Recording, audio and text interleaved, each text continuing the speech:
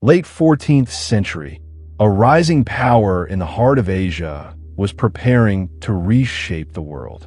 After years of campaigns, Emir Timur wanted to secure the western borders of his country, but he faced no ordinary enemies.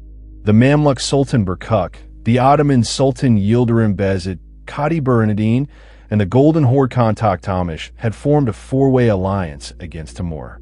This situation did not lead Timur directly to the west. First, he turned north. He inflicted a heavy defeat on Toktamish, breaking the military and political power of the Golden Horde. Then, in a move that surprised everyone, he retreated and returned to his capital, Samarkand. This return was not a step backward. This was the silent preparation for a new campaign. Welcome to Simple Story Channel. Nothing is as simple as it seems. Let me make it clear for you.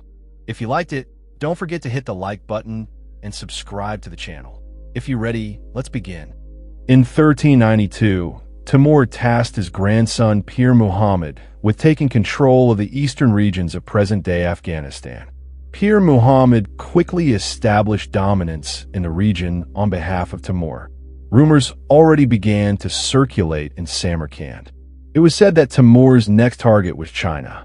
Indeed, Emir Timur, as if preparing for a campaign against China, sent Mirza Muhammad to the east to make preparations on the Chinese border. Subduing China was Timur's ultimate goal. However, powerful states still stood behind China, and Timur was in search of financial resources to sustain and organize such large-scale campaigns. This time, Timur turned his gaze southward to India. At that time, the Delhi Sultanate ruled in India. The Tughluq dynasty of Turkic origin was in power. Although it was a brilliant period in terms of culture and architecture, political authority had weakened considerably. The power struggles that began after the Sultan's death in 1388 had plunged the Sultanate into chaos. 7 different rulers had ascended the throne in just 10 years. Central authority was shaken, and the army had lost its former strength. Timur was closely monitoring the situation. The Indian campaign held multiple meanings for him. A great source of booty, financial strength before the Chinese campaign, the claim to protect the Muslim population in the region, an opportunity to bring scholars and artists from Delhi to Samarkand. In March 1398, Timur set out from Samarkand. The name of the campaign was the Indian Campaign. Timur called this campaign jihad against the infidels.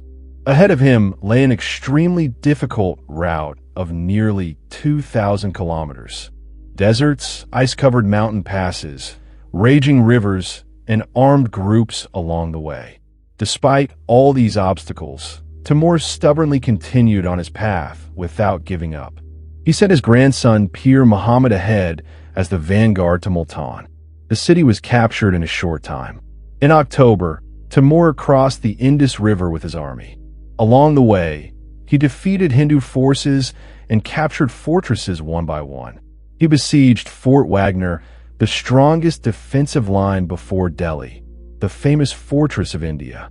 Timur, with difficulty, broke through the fort's defenses and entered the city. Hundreds of soldiers were killed on both sides.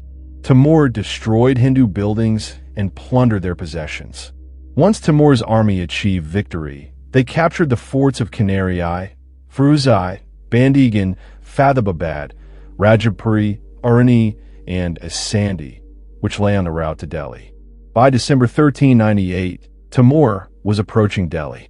Timur captured Ludlow Fort near Delhi and made it his headquarters. The Sultan of Delhi, Mahmud II, met Timur outside the city. His army consisted of approximately 10,000 cavalry, 40,000 infantry, and 120 war elephants, one of the most effective war elements of the time. These elephants were armored.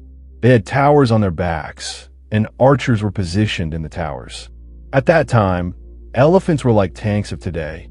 Timur had encountered elephants before, but an elephant army of this scale was rare. Initially, there was some hesitation in Timur's army. Timur's marshals arrive and say, "Sir, we are losing the war. Let's retreat." Timur asks, "Where should we retreat to?" "Behind us are the mountains. The army will scatter." They ask, "What shall we do?" Timur says, "Give me 10 minutes." He goes to his tent and sleeps. In the middle of the war, a little later, he gets up and says, "Call the supply officers." The supply officers arrive. He asks them all, "How many camels do you have? How many camels do you have? How many camels do you have?" They thought he had gone mad. Timur knew that elephants were afraid of fire. On his order, the camels were gathered and chained together. Flammable materials were tied to their backs. Soldiers with torches were placed behind the camels. When the battle began, the Tughluq army attacked with the elephants. Timur, who was expecting this, ordered the camels to be set on fire. The camels, engulfed in flames, ran towards the elephants. The elephants panicked. They dropped their archers and began to retreat. However, their own army was in the direction they were running. The Indian soldiers were crushed under the feet of their own elephants. This moment was the turning point of the battle. Timur ordered his archers to charge. Then the cavalry delivered the final blow. The battle quickly ended with Timur's decisive victory. Mahmud too fled to Delhi. Timur reached the city at noon, but did not enter immediately. Taking advantage of the darkness of night, Mahmud left the city.